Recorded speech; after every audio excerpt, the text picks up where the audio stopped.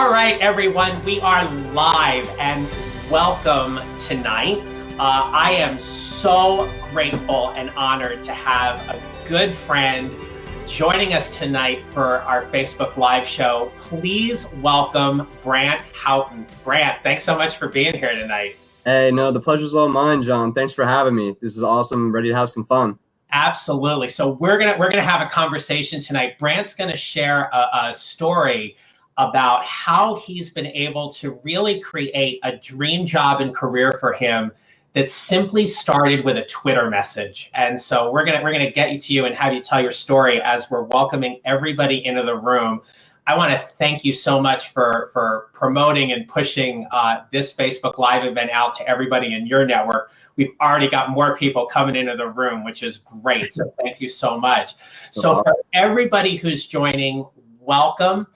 My name is John Nerrill. I help professionals who are ambitious about their careers create their next advancement opportunity. And I help them do that by deciding how they choose to show up energetically and professionally in the workplace. So if you are new, welcome. If you've been here before, welcome back.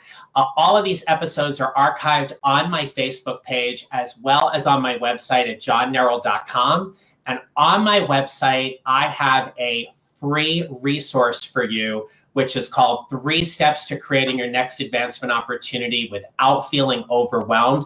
It's an e-workbook designed to help you listen, lean in, and step forward as you create whatever is next for your career. So you'll simply fill out the form, you'll enter in your email information to get the workbook, and it also puts you into my email community where I email everybody each week about a particular leadership and career topic and keep you informed of interviews like this that we're having tonight. So with that being said, this is awesome. We've got so many people here. We've got, I love this. We've got new people in, we've got some bowlers and some avid professionals that are just in here and everything. So I'm not going to waste any time. We're going to get right to it. So several years ago, I'm bowling a PBA regional event in Lebanon, Pennsylvania. And our PBA East Region Tournament Director, Russ Mills, I'm going to give him a shout out for a second. He says hi, by the way. Introduces Brant to all of us as we're going through roll call and notifying us that the PBA has hired an intern, and it's Brant, and he's going to be working with us for the summer. And so he's like sitting there behind one of the pairs of lanes watching, and I just happened to lean over to you and introduce myself, and we started a conversation. And it just went from there. But the fascinating story in all of this is how you got the internship, which set the ball rolling. So Brant, if you would, tell us what it means that everything all started with a Twitter message. So we've been promoting this the last few days. It all started with a Twitter message. And so what we meant by that is, I'm going through college. I'm 25 years old. I'm a young professional working at my first job right now at the United States Bowling Congress. And as John said, I'm going through this PBA internship, going through college. And I actually needed 2 internships to graduate. And it was going through the spring semester of my junior year at St. Joe's University. Shout out, the Hawk will never die. And so I'm thinking, like, what do I want to do? What internships do I want to try and shoot for? I was a sports marketing major at the time, so I wanted to do something in sports, specifically something in bowling. I've been bowling ever since I was 3 years old, so I wanted to give it a shot. And I've been very comfortable on social media, especially Twitter, my favorite platform. And so I'm just perusing through my feed the one day, and I see PBA Commissioner Tom Clark. And so I shoot him a Twitter message, direct message, and say, hey, is there any chance you have any internship positions available? I need 2 to graduate, and I would love to intern for the PBA. And Tom actually, he DM'd me right away, followed me back. He said, hey, here's my email address. Shoot me your resume. We'll see what we can do and if it works out. And so from there, I'm on cloud 9. Like, me and my buddies, I'm like, yo, guys, like, look at this. Tom Clark, the commissioner of the PBA, actually followed me and tweeted me back. So I sent in my resume. I interviewed with Dave Schroeder, the VP of media for the PBA, and got hired about a month later. And so being from Pennsylvania, I got to work alongside Russ Mills, especially and shadow him. at the some of the PBA Eastern Region events throughout the summer. And so from there, it really got started with my whole career here at USBC. You know, the internship went great. I had a ton of fun, met a lot of great people, John, yourself included, of course. And so I'm entering my senior year, and I'm perusing through LinkedIn, and I see this job posting at United States Bowling Congress. So I reach out to Dave, and I say, hey, is there any chance you guys know anybody that you could put me in touch with to, you know, reach out and see if I can land a job after school? So he had put me in touch with my former director, Tremont Thomas, actually. And so it was about October of 2015 of my senior year. And so, you know, I still have 80% of my senior year left. So through that internship, I interviewed with Tremont my whole senior year. They flew me down to Arlington, Texas, about June, right after I graduated. I finished up my second internship at Comcast Sportsnet Philadelphia, now NBC Sports Philadelphia. And so I flew down here. I interviewed with everybody in a bunch of different departments, PR, marketing, of course, digital media. And then I sat down with the associations team to see if there would be a fit for me. They liked my resume. They liked my bowling background, of course. And so they really wanted to see if it would work, and vice versa. You know, the interest was definitely mutual.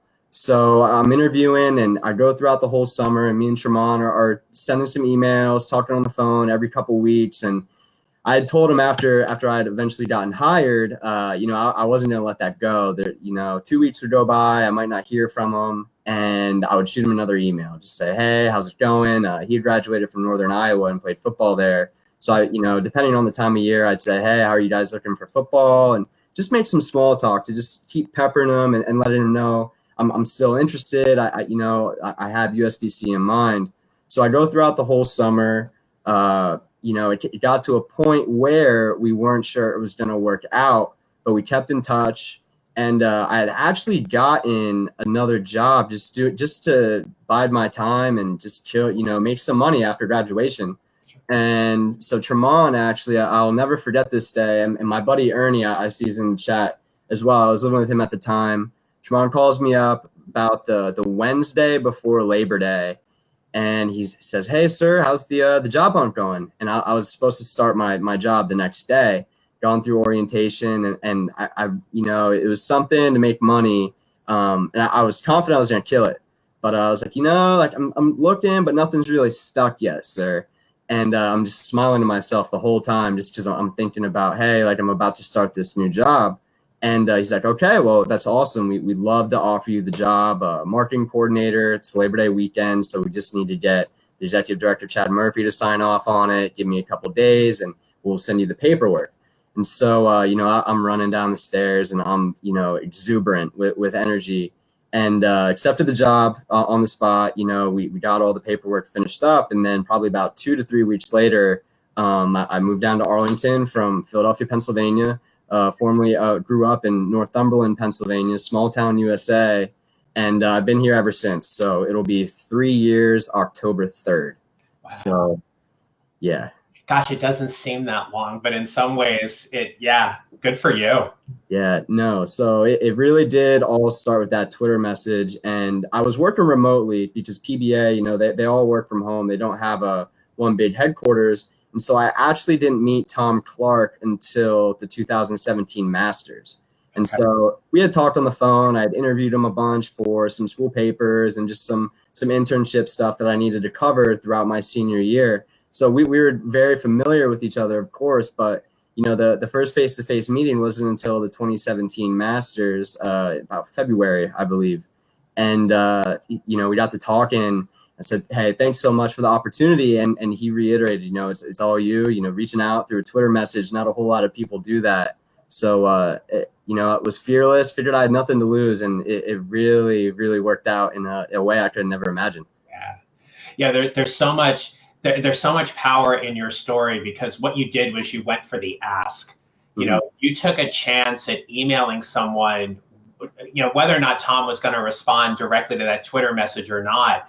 But it was simply putting yourself out there. It's how you get to show up energetically and professionally, to put yourself out there to simply say, hey, I've got something of value that I'd love to be able to come and learn and work my tail off for you guys if you'll just give me a chance and give me the opportunity. And the PBA did that. They took a chance on you, and then now to go over to USBC and be the marketing coordinator and everything. Yeah, it just all started by how you decided to show up. Yeah, no, it's and like I said, it really evolved into something that, you know, starts out as an internship and turns into a career. So Brant, one of the things, as you know, because we've been keeping in touch and following, but one of the things a lot of my clients and people who are following me, they oftentimes have a lot of questions about networking, and they're a little fearful about how do they kind of go out there and network intentionally to build that kind of relationship with someone whom they don't even know, but want to see where that networking opportunity goes. Can you talk to us a little bit about, for you, what it specifically means to network intentionally? Yeah, I mean, to network really for me is to just start a conversation, really. It's as simple as that. You know, for me, I'm very comfortable talking to people. I realize it might not be the same, but you got to showcase your strengths, really. You got to exude confidence and your skills. And for me, we kind of touched on it a little bit. It's parlays into like my energy, you know? So I want to have a great conversation. I love hearing people's stories, and I've kind of been able to just naturally network. And it kind of goes back to that Twitter message where I wanted to just network and just shoot Tom a Twitter message. And with it led to my interviews with Tremont. And that turned into, all of a sudden, after the first, second email or phone exchange, it's not an interview anymore. It's a networking opportunity. It's like, okay, maybe they don't have an opportunity for me, but I'm still going to get my name out there in the bowling industry. So maybe if it doesn't work out with USBC, it works out with Ebonite or Storm or Logo Infusion, or maybe the PBA again. So you never know what's going to happen and who you're going to meet. And so it's really, really important, at least, you know, in my opinion, to just network in a way that showcases your strengths, you know, and just in a conversation. It doesn't need to be, just buttoned up like conversation. Just, you know, let it loose a little bit, showcase your personality. So you got nothing to lose. It's the same thing as a Twitter message. It's just going up, having confidence that you have a great personality, you have a lot to bring to the table, and going from there. Yeah. No, absolutely. So you know, we've been following each other on Facebook and then recently on Instagram. So if you want to follow Brant on Instagram, it's just his name. It's Brant Houghton. But you travel so much with your job. And, you know, for people who don't necessarily know what a marketing coordinator does, or specifically what the marketing coordinator does for the United States Bowling Congress, can you just give us a little glimpse into what exactly it is that you do each and every day, but particularly at some of these events that you're at over the weekend, particularly with like the PWBA? Yeah, so my specialty is really, since the get-go, been digital media marketing. So with the PBA, it was social, pretty much strictly, I would say, and that led into this digital media role that I have. And so, you know, it's email marketing. I've been the primary email strategist. I've been the one behind all the web ads that you see and the placements, all the emails that USBC might send out, you know, letting you know about the PWBA on CBS Sports last weekend, this weekend, upcoming events, you know, the launch of Bowl TV this past year. That's all been primarily me. But really, just any marketing effort. There's print ads in the Bowlers Journal promoting the OC, the WC, all of our different events, Bowl TV again, going out on site and making sure that our reach isn't just digital, it's tangible as well. So all the signage that you see at the events, at the Open Championships, the PWBA, that's a whole other team. But just for example, those are some of the things that us as a marketing coordinator do. So we're really just, I like to call it an all-out blitz, whether it's an email, social posts, web ads, print ads. We really like to cover it all and make sure that we're getting as many impressions as possible, whether it's an event, a charity that we're working with, you know, a holiday that we're celebrating. National Bowling Day actually is coming up on August 10th, this weekend. So we really want to make sure that we're getting as many eyes as possible, and we're not leaving any stone unturned. Right.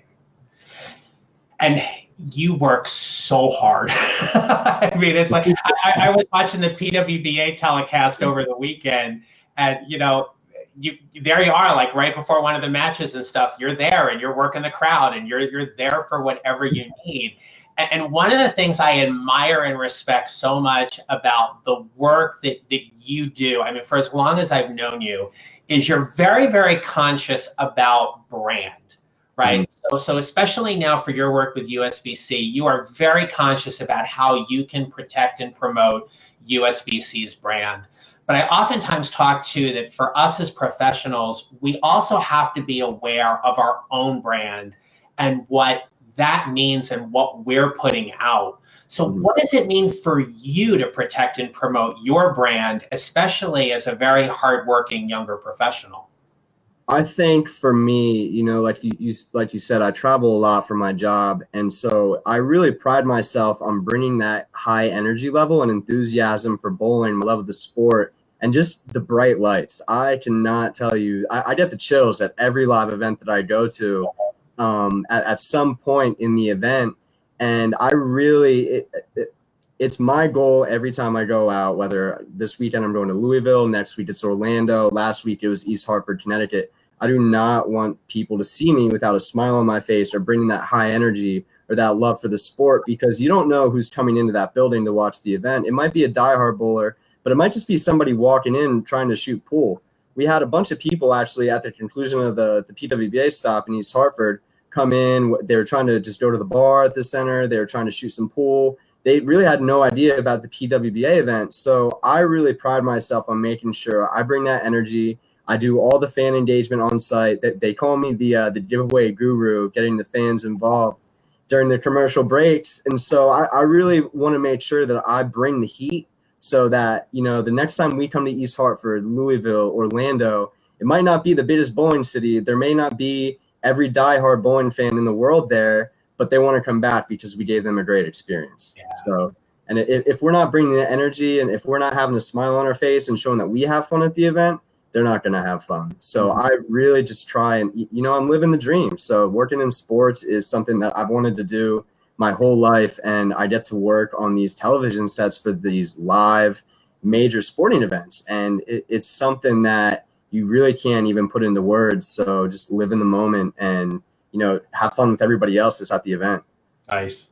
So, so thanks to everybody that's there. I'm just gonna put up a couple comments here. So I think this is your buddy, Zach. Let's hold on, Tony. I'll get to you in a moment. I promise. I love this. Best hype man of all time. Hashtag 2019.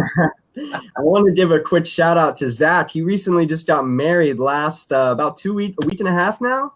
So I was a groomsman in his wedding. So shout out to my man, Zach, and congrats again. Awesome. Congrats, Zach. Absolutely.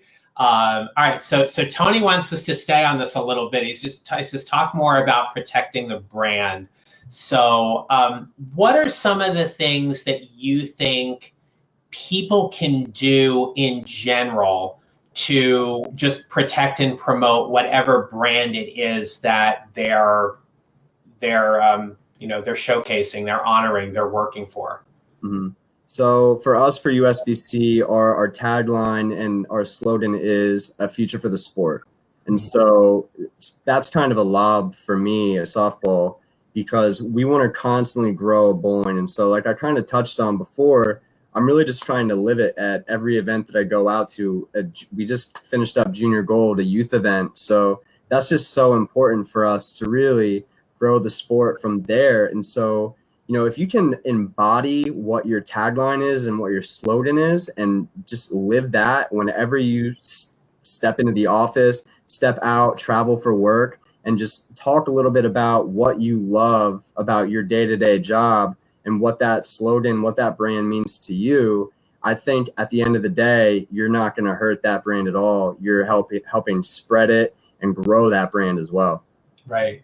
And I think that's so well said. And I often say too that the brand is what we're putting out there. It's what people get to recognize.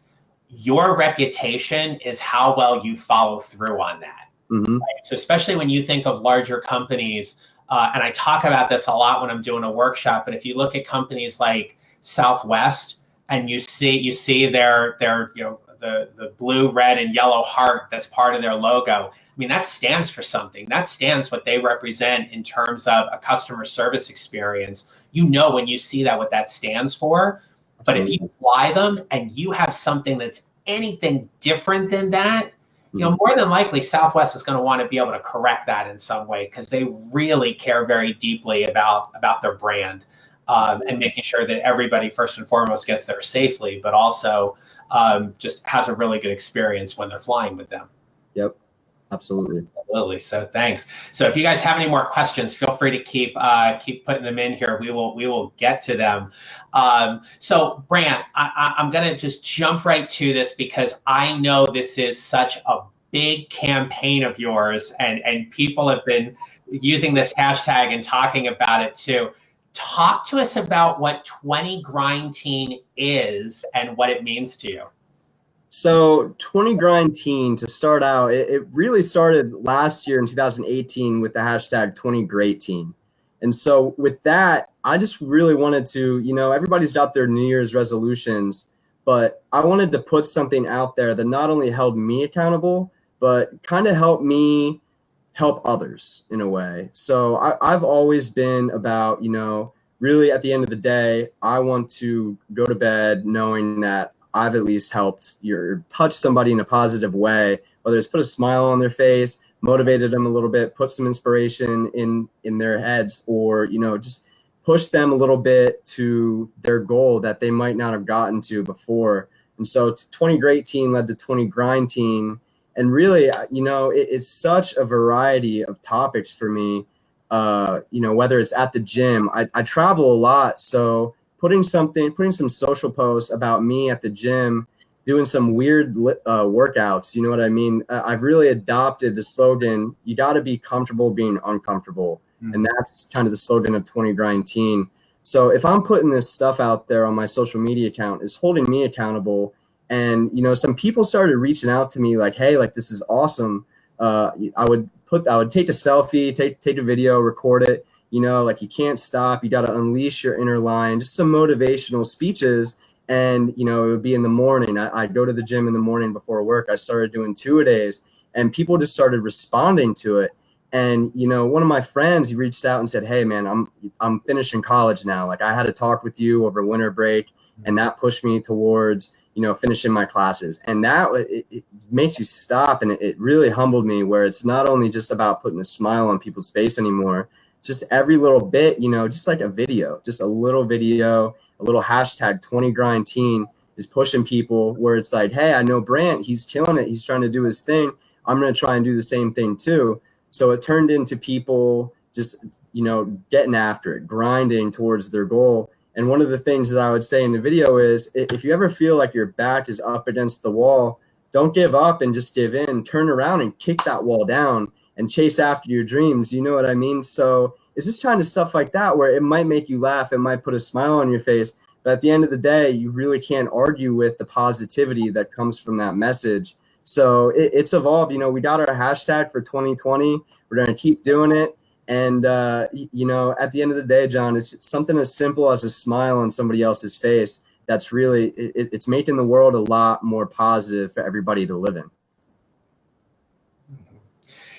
I love that messaging, and I love how you said that. And I know, as someone who follows you on social, I've seen videos of you flipping tires and just going in the gym and everything. And what's so fascinating about it, in the sense, is that it is eye-catching, right? It's something that's a little unusual, and it does, at least for me, it does make me kind of stop and think. I'm like, wow, all right, that's different. And I like how you said too about how, it's about getting comfortable with being uncomfortable in order to move yourself forward.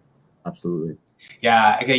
We've talked so much too about how we show up energetically and professionally in the workplace, right? And how showing up is just not something as simple as, hey, I'm physically in the room, but we've talked about the 6 specific strategies that I coach my clients around, which stands for how we set ground rules, how we have intentional conversations, we own where we're at, we welcome new opportunities, we use our genius, and we protect and we promote our brand, so that when we show up, people know what they're going to get.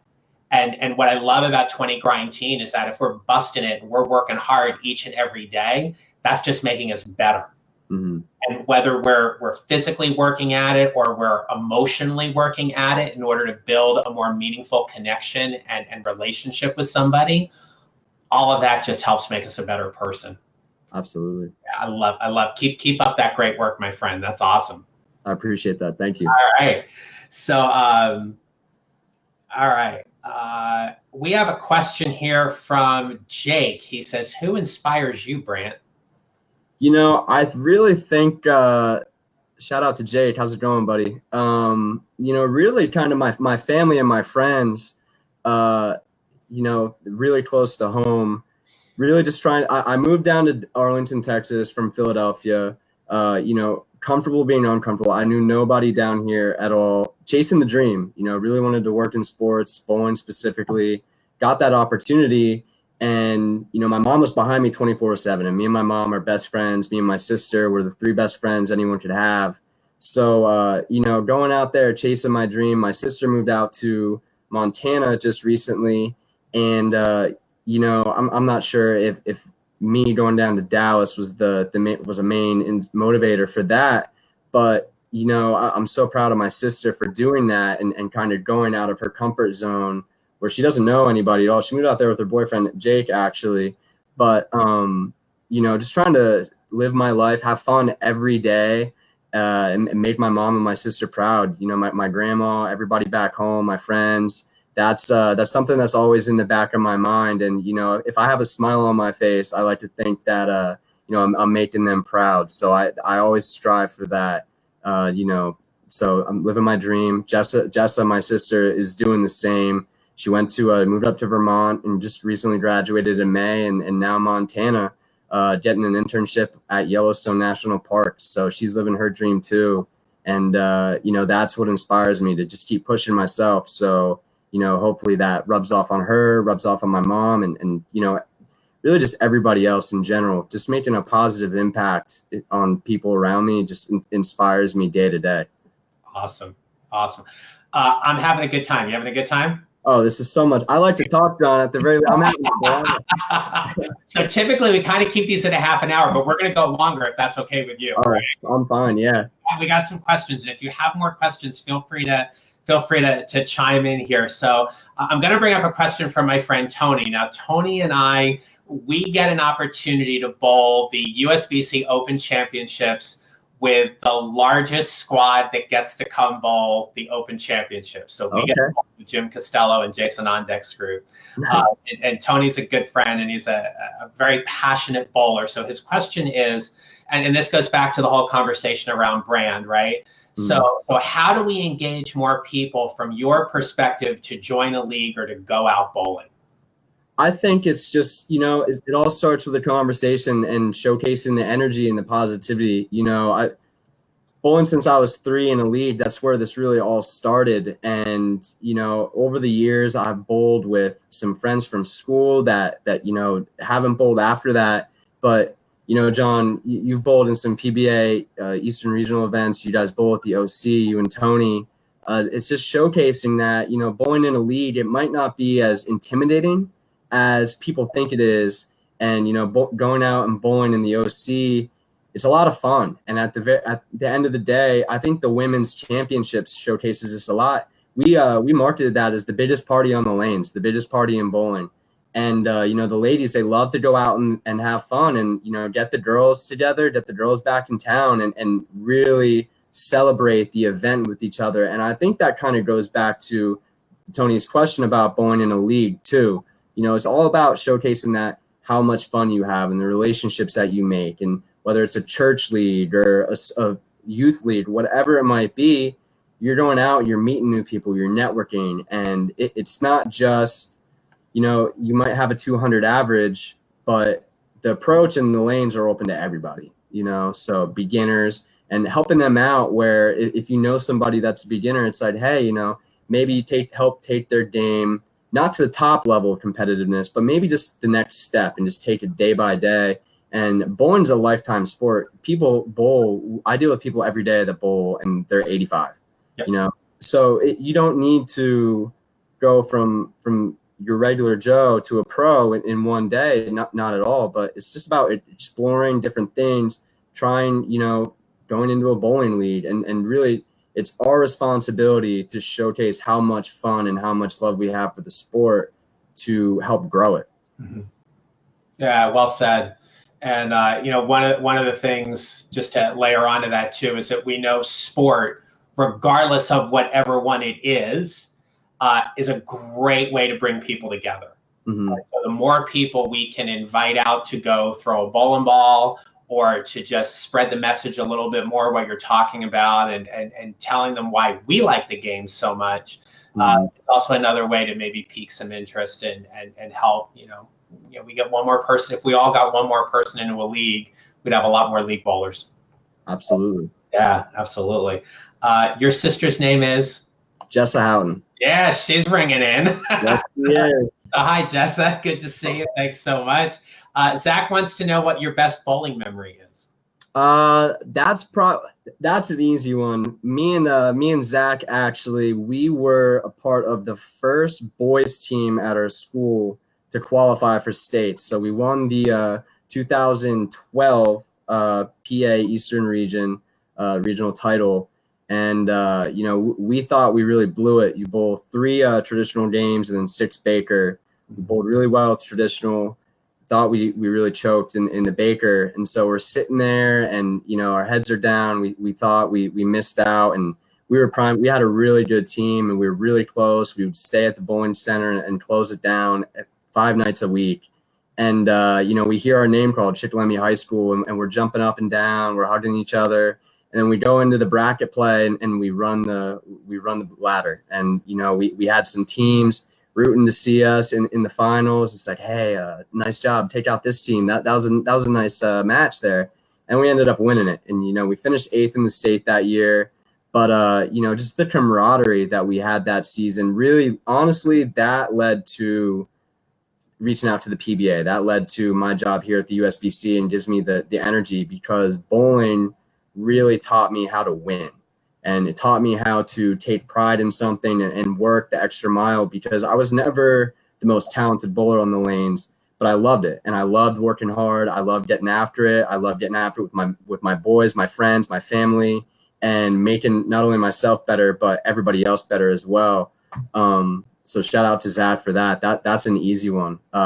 John, also, you and me had talked when you had visited USBC campus about 2 years ago now.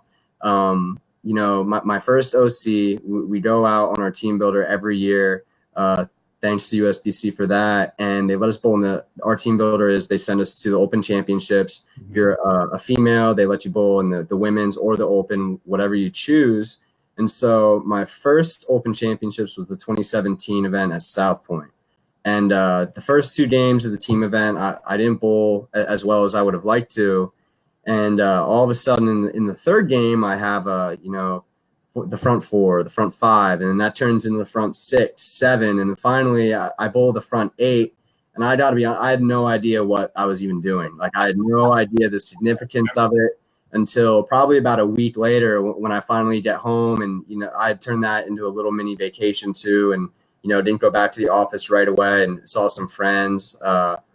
But that just bowling the front 8, my first OC, that really allowed me to see the significance of the event, how much fun it is, and how much people care. And that really let me market the event a lot more effectively throughout my tenure here at USBC. And, that was so much fun, just bonding with my teammates. And we had came up with some handshakes that night too. And, all of a sudden you get into the 7th, 8th frame, and I'm looking around and all these people are crowding around me. I'm like, no way. Like I just got I bowled so bad the first 2 games. And I pulled out my blue hammer from like the 1980s, the urethane ball. So I had nothing to lose, and I couldn't miss. I had the whole right side of the lane. So that was pretty special for me as well, just to, dive headfirst into the significance of that event. It's my first real adult bowling tournament as well. So on the big stage, under the bright lights, in Vegas, no less too. Sure. So that's also pretty special to me as well. Nice. All right. So back to Tony real quick. So he wants to know, are you involved in any of the marketing of the new rules that recently went into effect? That's really a whole team effort, you know, across the whole, not just marketing department, but, you know, the whole office. Like, we're so involved and so determined to make this sport a better and a safer sport. And, you know, there's so many thoughts and variables that go into that. It's really a whole team effort, not just marketing, the rules department, the equipment specs department. So it's really a whole unit that we have here at USBC. Nice. Great. Okay. And that's good to hear. Absolutely. So, hey, Brandy, it's good to see you. So Brandy's chiming in. She says, you both doubles with Matt. I did. Yes. No, that, and that's part of the, what made that event so special too. Matt, I actually wasn't going to bowl singles and doubles that year. I was just going to bowl team and, you know, just turn it into a vacation. And Matt he pulled a big brother move on me. And he's like, hey man, you really got to see the event for all that it's worth and bowl the entirety. And so I didn't have a partner at all. Like like I said, I signed up for just the team event. And so by the time I decided, they're like, okay, we'll get you to bowl with one of the staffers at the Open Championships. And so I looked over at Matt. We sit in the same cube space. And I said, hey, if I'm going to be working with a staffer, I wouldn't want it to be anybody else but you. So there's a picture somewhere on my Facebook and my Instagram with me and Maddie bowling that OC, and that was pretty special for me. Me and Matt are really, really good friends. He's taken me under his wing here at USBC, and so it was fun. And Matt really, he embodies what the Open Championships is. He's been there forever. He knows the event better than the back of his hand. So for him to show me the significance of the event while I was out there in Vegas at South Point really was special as well.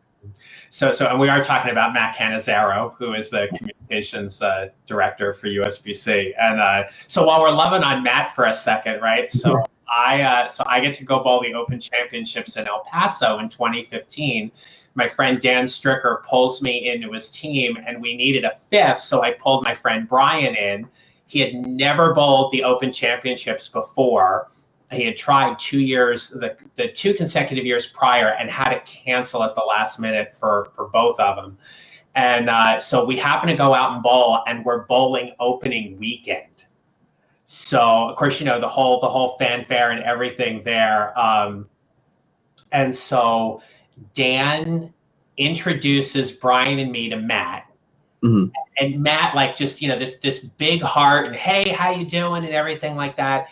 And before the event even opened, he actually gave us a tour of the convention center in El Paso, and we got the opportunity to walk up center aisle. Oh, that's awesome. So to go literally from the approach area and walk up center aisle and see the whole venue from that perspective, and then go back behind the lanes in the squad room and everything. It is one of my fondest memories of being at the OC, is just having that experience from Matt.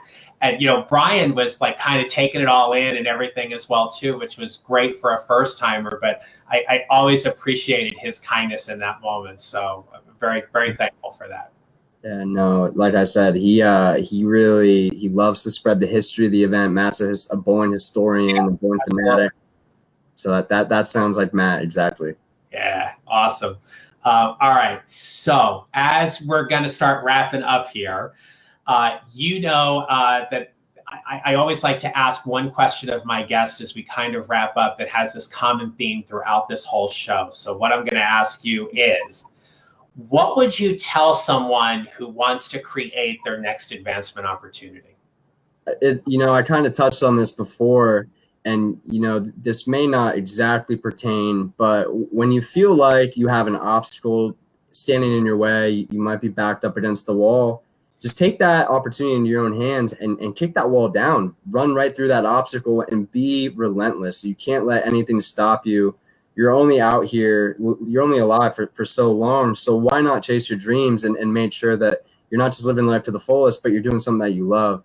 And I think that's so important to just, you know, release your inner lion. When you wake up and you roll out of bed, and when you put your feet on the ground, step with a purpose that strikes fear into the devil. Like, you got to unleash just their grind and determination that nothing is going to stop you. And it's about having that confidence in yourself to chase your dream, whatever it is, whatever career you want to get after, whatever, maybe it's a hobby, or, you know, I want to go bench 315 by the end of the summer. I'm going to do whatever it takes to get there. I want to jump out of a plane, but I might be afraid of heights. So I'll just go cliff jumping and slowly work my way up, jump off a diving board, whatever it is. It doesn't need to be in that instant. Work your way up. But as long as you showcase the fire in your eyes and that determination, and that you have the heart to get the job done, you're gonna make people remember you. And that's really, just having that energy is so positive, not just for yourself and your career and you know, just chasing after your goals and reaching your goals, but just not getting complacent at all.